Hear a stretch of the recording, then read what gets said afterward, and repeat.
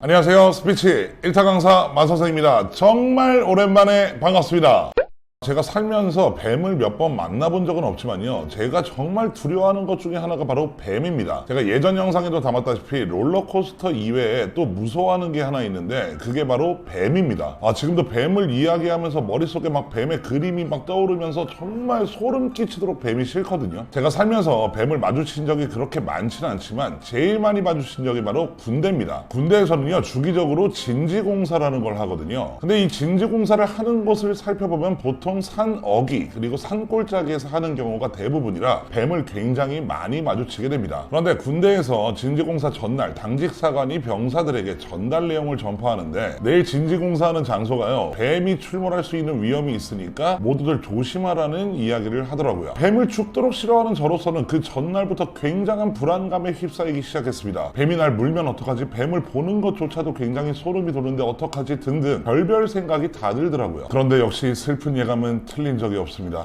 제가 곡괭이를 잡고 타이어에 곡괭이를 꽂은 뒤 타이어를 빼는 순간 그 타이어가 빠지면서 뱀이 확 튀어나온 거예요. 그 뱀이 날아오면서 제 몸 근처에 떨어지는 순간 저는 으악! 하고 기겁을 하면서 소리를 질러댔습니다. 지금 생각해보면 정말 아찔한 순간이었고, 제가 정말 불안해하던 현상이 공포스럽게 다가오니까 어찌할 방법이 없더라고요. 근데 제가 목소리가 좀 큰 게 아니어서 전 소대원이 들릴 정도로 큰 소리로 소리를 질렀는데, 그때 그 고함을 듣고 선임 한 명이 막 뛰어와서 저의 어깨를 잡고 천천히 이야기를 해주었습니다. 야, 저거 안 무는 뱀이야. 독도 없어. 그러니까 걱정하지 마. 그 선임의 다독거림을 듣는 순간 저의 공포감은 조금씩 완화되기 시작했고요. 쿵쾅거리고 심장이 튀어나올 것 같은 저의 감정도 조금씩 완화되기 시작했습니다. 사실 그렇게 한바탕 소동이 있은 뒤에는 덩치값도 못한다는 이야기를 들으면서 놀림을 받았던 적은 있지만 저에게는 굉장히 공포스럽고 아찔한 순간으로 남아있습니다.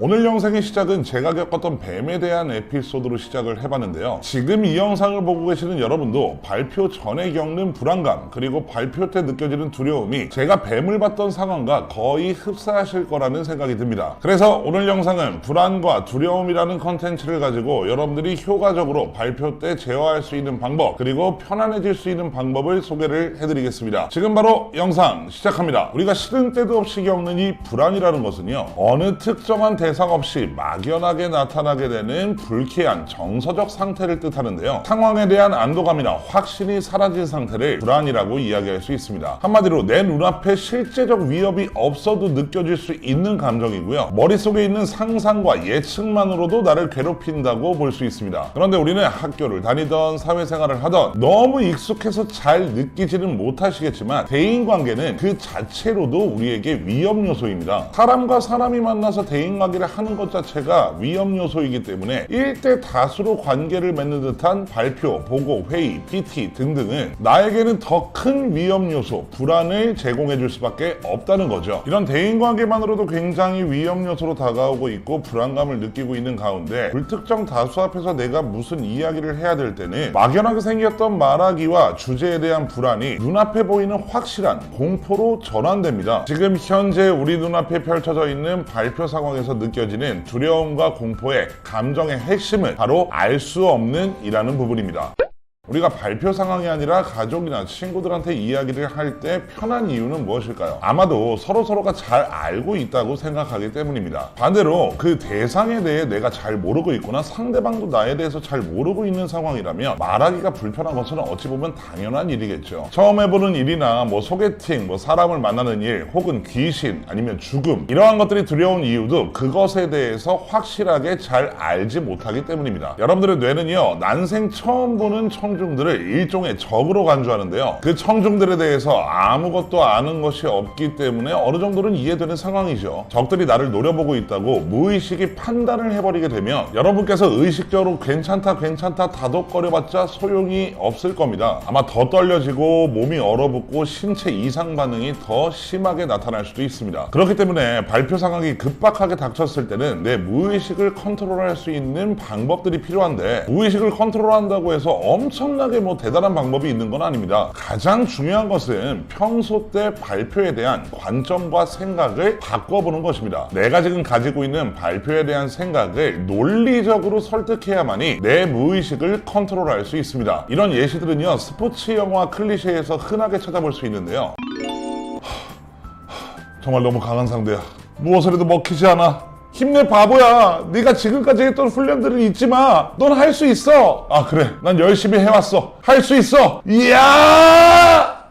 미안합니다. 스포츠 영화에서 많이 보셨죠? 갑자기 응원을 듣고 벌떡 일어나는 사람들. 저 앞에서 벌벌 떨고 있다가 누구의 응원이나 조언을 듣고 갑자기 용감해질 수 있거나 힘이 나는 이유는요, 그 사람이 건넨 말이 나의 무의식에 작용하면서 내 머릿속에 있는 무의식을 설득했기 때문입니다. 오늘 영상의 핵심 포인트는 평소에 청중을 적으로 생각하는 무의식을 거부하는 훈련을 하는 겁니다. 어떻게 하냐고요? 매우 간단합니다. 버스나 지하철을 타거나 아니면 휴게소를 들리거나 사람이 많은 곳에 갔을 때 주위를 둘러보면서 이렇게 생각해보는 겁니다. 여기 있는 사람들은 전부 나의 가족, 친구, 그리고 아는 사람, 나를 너무나도 아껴주고 사랑해주는 사람이다 라고 말이죠. 이렇게 평소에 무의식을 바꾸고 속일 수만 있다면 발표나 말하기에서 느껴지는 불안함이나 두려움이 어느 정도는 해결될 수 있습니다. 우리 주위에서 처음 보는 사람과 좀 스스럼없이 지내는 좀 사교성 좋은 사람들 있잖아요. 타인을 적으로 생각하는 무의식보다는 원래 조금 알고 지냈던 사람처럼 가까운 존재로 생각하는 경우들이 상당히 많은 것을 볼 수 있는데요. 이렇게 평소에 오픈마인드로 사람을 대하다 보니까 자연스럽게 상대방과 가깝게 지내는 일들이 잦아지고요. 이런 경험들이 쌓이면서 대인관계에 굉장한 자신감이 붙게 되죠. 저와 비슷한 직업을 갖고 있는 MC나 강사들이 모르는 사람들 앞에서 말을 그래도 잘할 수 있는 이유 중에 하나가 나의 말을 들어주고 집중해주고 웃어주고 즐거워해줬던 청중들에 대한 좋은 감정과 모습들이 남아있기 때문이고, 내 앞에 있는 사람들은 나에 대한 경계심이나 의심이 없다라고 생각하는 마음 때문에 수월하게 말을 잘할 수 있습니다. 그러나 당부드리고 싶은 말은요, 무의식에 자리 잡힐 때까지는 시간이 필요합니다. 평소에는 발표나 말하기에 아무런 생각도 없다가 갑자기 현장에서 혹은 대화를 할 때쯤 지금 이 사람들은 나의 가족이고 친구고 나를 사랑하는 사람이야 라고 되뇌이는 것은 크게 도움이 되지 않습니다. 그러니까 여러분들이 말을 하거나 발표를 할 때 떨리신다면 평소의 마음가짐을 다잡아야 할 필요가 있다는 거죠. 그것이 아니라면 여러분들이 청중이 되었을 때 마음가짐을 이 사람들도 똑같이 가지고 있다라는 생각을 해보신다면 조금 더 발표를 할 때 도움되실 겁니다.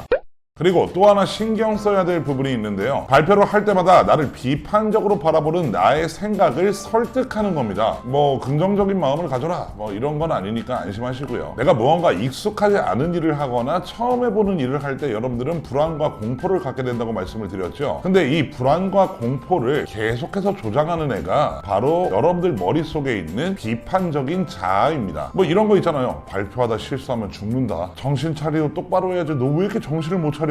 미쳤어? 너 지금 이게 무슨 자리인데 떨리고 있어? 정신 차려 임마. 진짜 중요한 기회야. 틀리면 너 멍청이야. 다소 비판적이고 부정적인 자아가 도움이 안 될 것이라고 생각하시겠지만 정말 놀랍게도 심하지 않을 정도, 상처받지 않을 정도의 자기 비판적인 무의식은요, 우리를 발표라는 위협에서 흐트러지지 않게 도와주는 역할을 할 수 있습니다. 여기에 조금 더 얹어서 내 머릿속에서 비판하고 있는 자아를 내가 설득할 수 있다면 더 큰 도움이 됩니다. 여러분들이 회사에 입사한 지 얼마 되지 않아서 큰 PPT 발표를 맡았다라고 가정을 한다면 굉장히 커져버린 비판적 사고가 우리를 끊임없이 공격할 텐데요. 그럴 때는 내가 이 비판적 자아를 설득할 필요가 있다는 거죠. 예를 들어 이런 식입니다. 내가 입사한 지 얼마 안 돼서 발표에 미숙하고 익숙치 않다는 것을 모두 다 알고 있을 거야. 그러니까 우리 선배들도 내가 떨리고 힘들어하고 내가 실수하는 것을 어느 정도는 이해해 주실 거야. 혹은 내가 직장 상사지만 너무 떨리고 힘들다 라고 한다면 후배들이 보고 있어서 굉장히 창피하고 떨리긴 하지만 나보다 회사 발표 경험이 적은 후배들이 더 많기 때문에 내가 이 후배들보다는 훨씬 더 잘할 수 있는 가능성이 있을 거야. 걱정하지 말자. 발표 상황이 다가오면 다가올수록 내 무의식이 너무나도 나에게 비판적일 때는 나를 어떻게 해서든지 안심시키고 설득되어질 만한 말이나 주문을 만들어서 계속해서 되뇌이는 것이 정말 좋습니다. 그런데 아시죠? 자기가 생각해도 너무나도 근거가 없고 논리가 없는, 설득력도 없는 이야기를 나에게 계속해서 주입해봤자 소용이 없다는 거 기억해 주시기 바랍니다.